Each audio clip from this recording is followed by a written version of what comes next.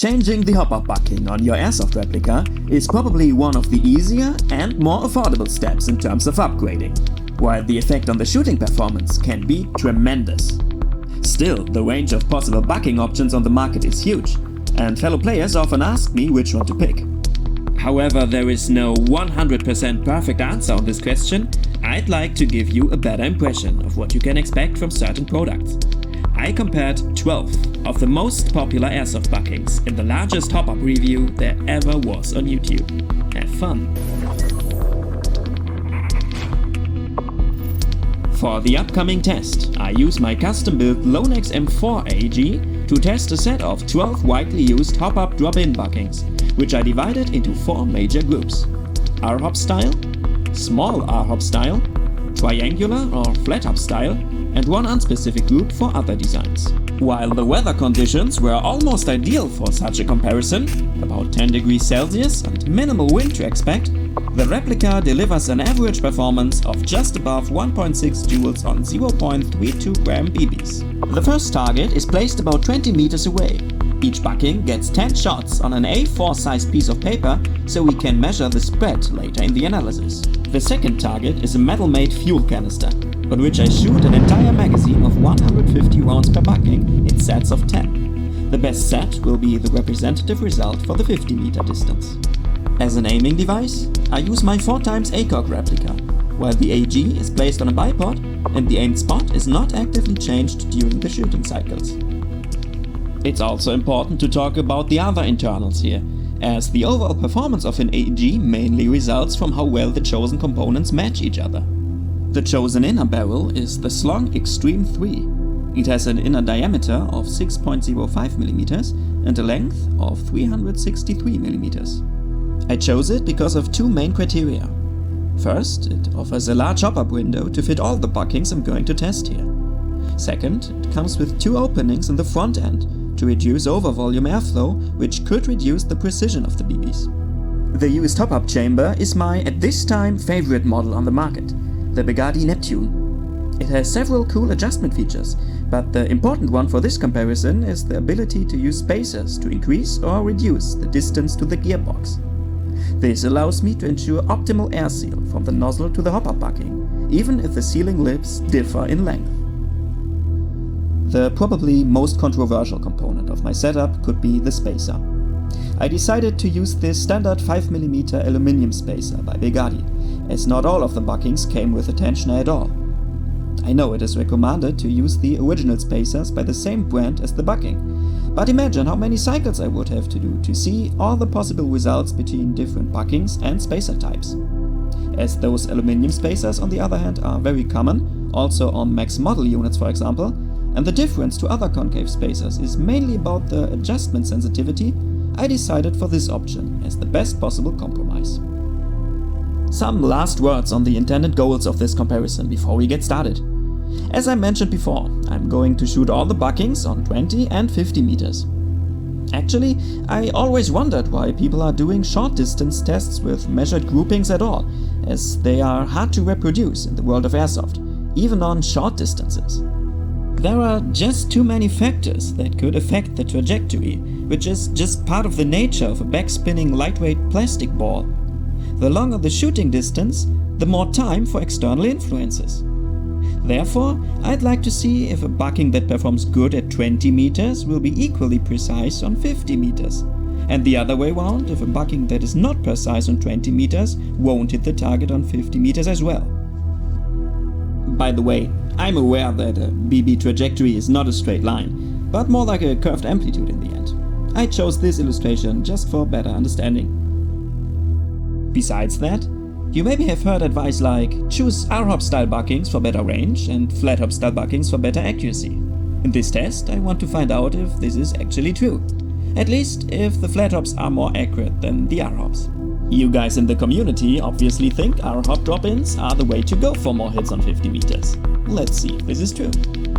Please note, I'm not testing the maximum range you will get out of each bucking here. In my eyes, this to a major part is thing of the BB weight you use. The heavier the projectile is, the further it will fly. The bucking just has to be able to hop it properly, with enough energy behind it. If you're interested in such a video nevertheless, I maybe could do one later this year. Tell me in the comments if that's something you want. To sum it up, please don't expect that the buckings will exactly perform the same way as in your personal setup. There are just too many possible configurations of parts, and a bucking that performs very good for me could perform terrible for you. What this video can give you is a detailed overview of how the buckings are designed and a tendency, not more, of how accurate they are in comparison. This said, now let's finally get into it. The first bucking in the R-Hop group is the MAG7 by Begadi. From the outside, you notice two reinforced rings in the backside for better air seal and the MAG7 branding. The patch surface basically is a classical R-Hop patch molded to the bucking, meant to fill the entire volume of the inner barrel's window. On 20 meters, the grouping result is 6.5 centimeters wide and 16.5 centimeters high, giving us a summed up value of 23 centimeters. Interesting to see, the deviation is a lot higher on the vertical than on the horizontal level. For the 50-meter test, I only count direct hits on the metal canister, not on the plastic stand. Listen closely.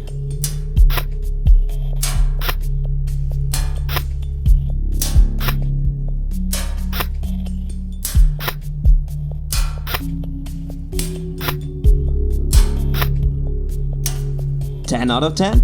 A good result, of course. But remember, I only showed you the best set of 10, taken from all in all 150 rounds on target, including hop-up adjustment. Let's go to the next one, which is the Airsoft Mutation LC bucking. This one also comes with two thicker parts for better air seal and a notably rougher texturized material. The concave part of the R-Hop style patch surface is a lot more narrow here. I hope you can see the difference compared to the Begadi one. A combined grouping of 28.3 centimeters really offers a lot of room for improvement on 20 meters, while the 50 meters performance is a lot better again.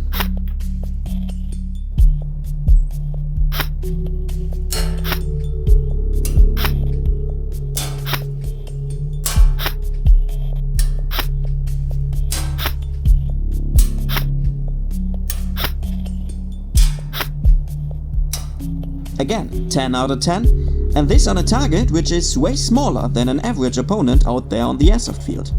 Time for the Maple Leaf MR Hop, or Mr. Hop as they call it, the last candidate in the R-Hop style group. I tested the Mr. Hop in the silicone version, which is, according to the manufacturer, especially suitable for cold temperatures. The air seal area has a wave-like shape on this one, while the patch surface looks very similar as on the MAG7 to me. The 20 meters grouping is still not what I would call super precise on this bucking. We're still in the mid-20s here. On the 50 meter distance, the Mr. Hop was not able to compete with the previous two R-Hop style buckings, which the following footage is about to show.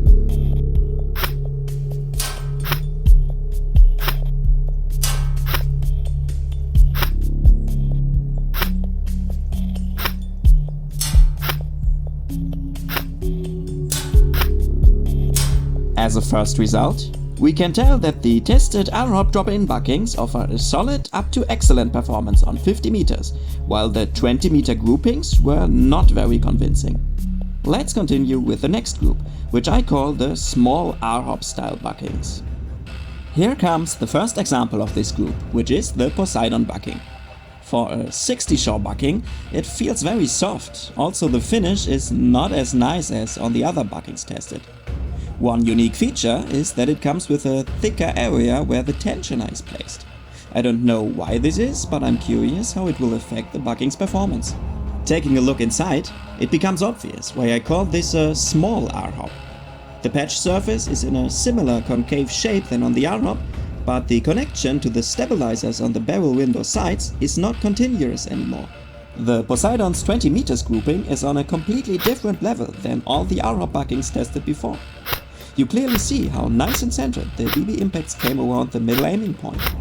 Also on 50 meters, the Poseidon offers acceptable precision, but see yourself.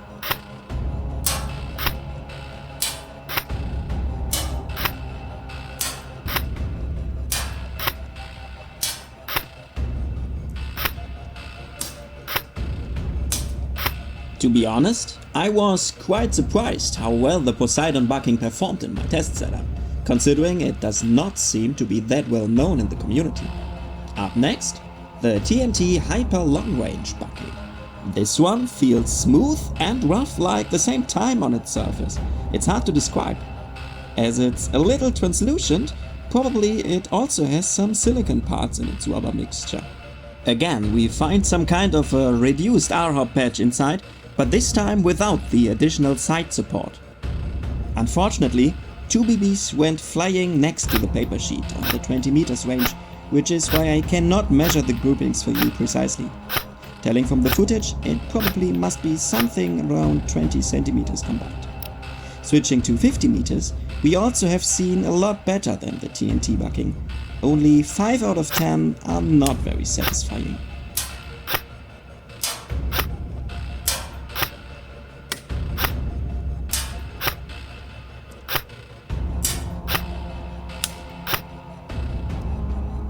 Actually, I was a little disappointed on the TNT bucking, as the brand has quite a good reputation here in Germany. But who knows, maybe it's just my setup that did not harmonize with the TNT one. The next bucking you probably already know from my channel. I'm talking about the Friction Pro bucking by Quad Smart Airsoft. In my previous test half a year ago, the bucking has performed quite well. Let's see if the single contact point patch will keep its promise again. And indeed, the grouping on 20 meters is absolutely amazing. Only 11.5 centimeters. This is what you can call spot on in terms of airsoft. And what's about 50 meters? Again, no problem. The Friction Pro bucking hits 9 out of 10 in its best run.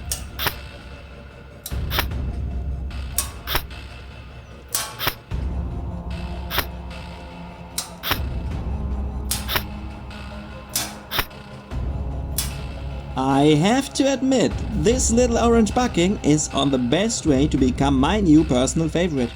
But there are yet 6 buckings to come, so let's not judge too early. The next one probably is the most famous AEG hopper bucking of the last years. If you did not hear about it, you probably are new to Airsoft, or you don't care about what's inside your replica at all. I'm talking about the Maple Leaf Super Macaron, with its characteristic wave-shaped seal area on the rear end. Here you can see why I like to call this kind of bucking the triangular patch type, as the patch surface is designed wide in the entry area and sharpens to one single spot where it touches the BB last, so it looks like a little triangle. I personally find the often used term flat top quite confusing, as there are also buckings without a patch surface at all being called this way. Some also call those straight tops. Airsoft terminology can be so weird sometimes. On the 20 meters range, the Super Macaron offers good average accuracy. 19.4 centimeters are not bad at all. The same could be said about 50 meters. 7 out of 10 are absolutely okay.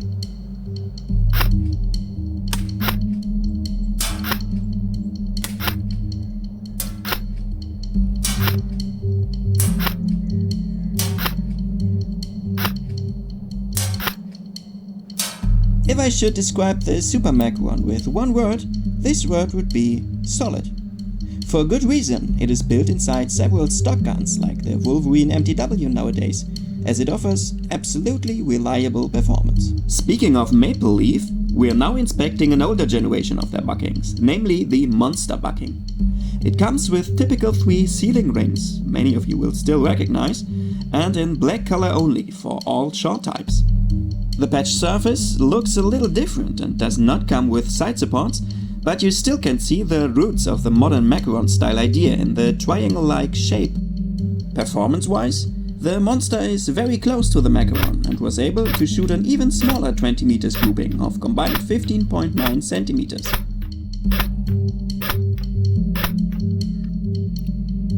Somehow, on 50 meters, the BBs had a strong curve to the left. I think wind can be excluded as a reason here, as not even the grass is moving.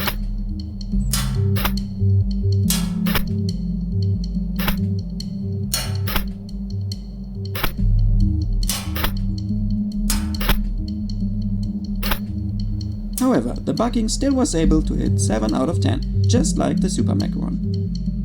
Now it's time for the second Begadi bucking in this test, which is the FLY7. Besides the different branding on the outside, it looks exactly like the MAG7 60 Shore, while the patch surface is significantly longer than on the previously tested maple leaves. A combined grouping of 18 cm, nicely centered in the middle of the paper, leaves a good impression on 20 meters, while we see 9 out of 10 hits on the 50 meters range.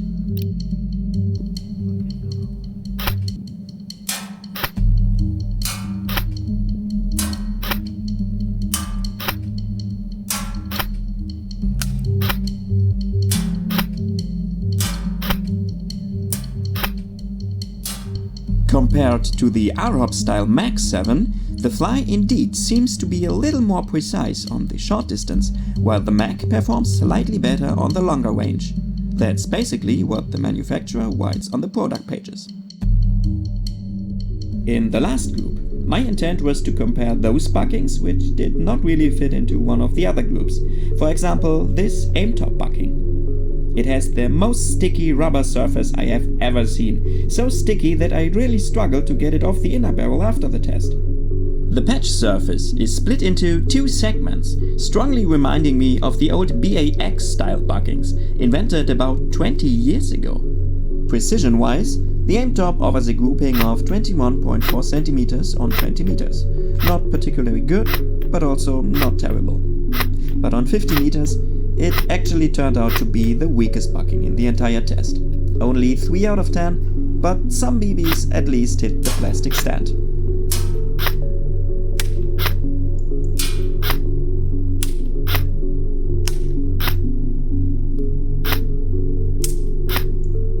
Considering the fact that this design nowadays really is outdated, I do not recommend to buy the Aimtop. Maybe it would perform a little better with the original tensioner, but I actually was surprised it was able to hop the 0.32 gram BBs at all. Let's jump to the next. On the modified Predator bucking, I noticed 2 unique aspects. First, the sealing lips are designed very short compared to the other buckings in the test. Second, it has a really interesting patch surface, similar to the previously tested triangular type, but with an additional central deepening in it.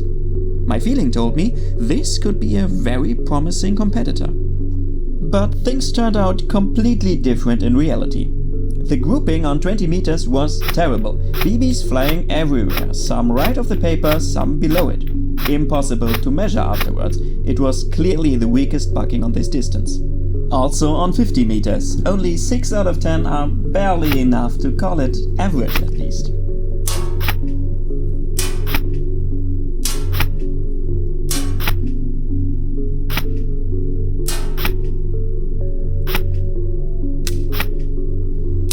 Although the disappointment on this one was larger than I thought, I don't really want to give up on the Predator. Maybe I will give it a second chance in a future video, as I have made very good experience with modified buckings before. We'll see what the future brings. One bucking I personally never heard of before is the Unicorn one. Its sealing lips are kind of double-staged, looking a little different than on the usual AEG type. The patch surface seems to be similar to a small RHOP patch, but being shaped like a little rooftop. An interesting experimental design. Sadly, the Unicorn bucking was not able to hop my 0.32 gram BBs for the 50 meter distance, so I did not continue testing. My assumption is the used aluminum spacer is not able to give it enough pressure, as most of the other buckings required a very high adjustment setting as well. I'm sure with a higher tensioner, the Unicorn would work better. One last bucking I would have loved to show you is the TrueSight Gen 3. Made from some silicon-like material and very nicely finished, it follows an innovative idea of how hop-up could work. The patch surface basically is the opposite of the Unicorn bucking, shaped like a rooftop but inverted, so the BB is brought into rotation only on a very narrow area. But by my own mistake, I damaged the sealing lips of my TrueSight bucking before the test, so I cannot take it into comparison. In case you are interested in how it performs in general, you could check out my previous video on this bucking, which is linked for you here.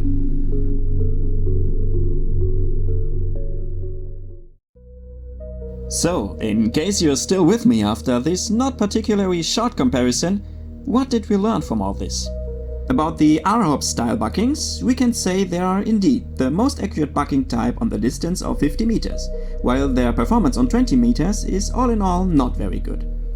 The best bucking of this type was the Begadi MAG7, with a shared first place on 50 meters and the 8th place on 20 meters. With the small R-Hop style category, it's the other way round. They shine at short distances, while the longer range obviously is their weaker spot. However, none of the performances on 50 meters was terrible. The strongest bucking in this category was also the best competitor in the entire test, namely the Quantum Friction Pro bucking, with a shared second place on 50 meters and the first place on 20 meters. The triangular-shaped buckings seem to mark the compromise between the two other groups, as they are ranked second in both 20 and 50 meters all in all. As the winner of this category, the Begadi FLY7 claims a shared second place on 50 meters and the 4th rank on 20 meters. And what's about the unspecific category? Well, considering I was only able to really test 2 of 4 buckings and their performance was not very convincing, I spared them of further comparisons and let the results be as they are. I hope you all agree with that. After all, I hope you could get some informative learnings as well from this video, although it got quite long this time. Please remember, those results are only representative for my personal setup and could diverge if you do tests by yourself. Now it's your turn to let the comment section burn. What do you think about the results? And what would you do different in a sequel video? Maybe a maximum range test?